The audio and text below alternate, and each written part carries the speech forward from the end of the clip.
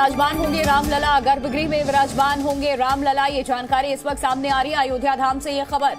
मूर्ति स्थापना की पूजा शुरू होगी अब से कुछ ही देर में।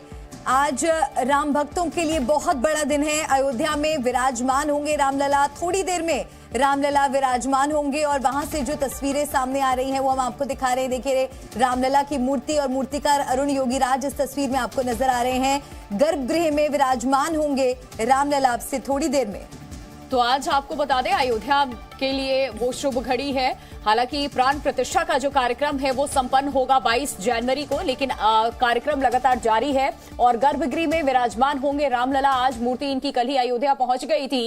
योगीराज मूर्तिकार इस मूर्ति को लेकर के पहुंचे हुए थे और इस मूर्ति को जब अंदर प्रवेश दिलाया गया उस वक्त पूरे मंदिर प्रांगण में भ्रमण भी कराया गया था और गर्भगृह में विराजमान होंगे मूर्तिकार अरुण योगीराज को आप देख पा रहे हैं। और रामलला की ये मूर्ति है, बाल स्वरूप योगीराज ने ये प्रतिमा बनाई है और प्राण प्रतिष्ठा का इंतजार है, 22 तारीख का इंतजार है। लेकिन उससे पहले थोड़ी ही देर में पूरे विधि विधान के साथ गर्भगृह में विराजमान होंगे रामलला। मूर्ति स्थापना की पूजा शुरू होगी।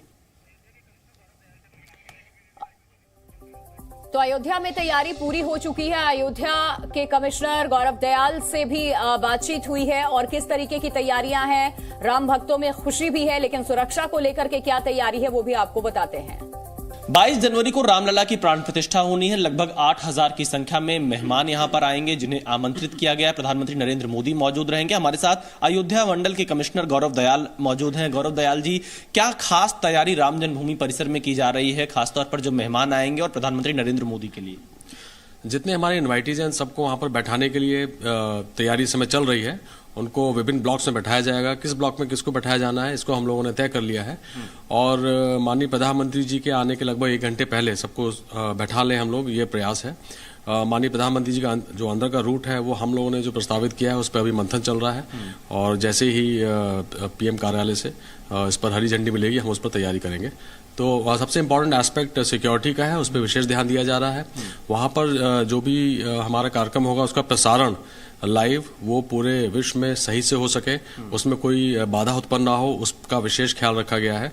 और हमारे जितने भी वहाँ पर आगंतुक आएंगे, जितने इन्वाइटीज हैं, गेस्ट हैं, उनको कई घंटे वहाँ पर बैठना होगा। तो वहाँ पर जो बेसिक कम्युनिटीज हैं वो प्रॉपर रहें, व्यवस्थित रहें, उनके रिफ्रेशमेंट्स की व्यवस्था भी रहेगी।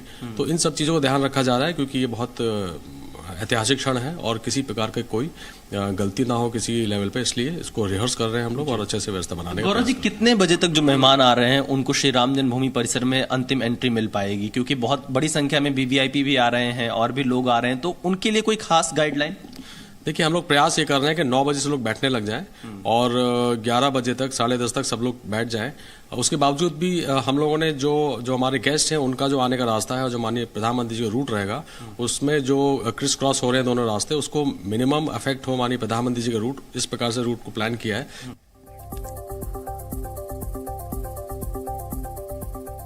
और जी मीडिया संवाददाता रवि त्रिपाठी हमारे साथ जुड़ गए हैं। रवि, अयोध्या के साथ पूरे देश के राम भक्तों में खुशी का माहौल है और आज सभी राम भक्तों के लिए बहुत बड़ा दिन है। अयोध्या में आज जो कार्यक्रम होने वाला है उसके बारे में विस्तार से जानकारी दीजिए।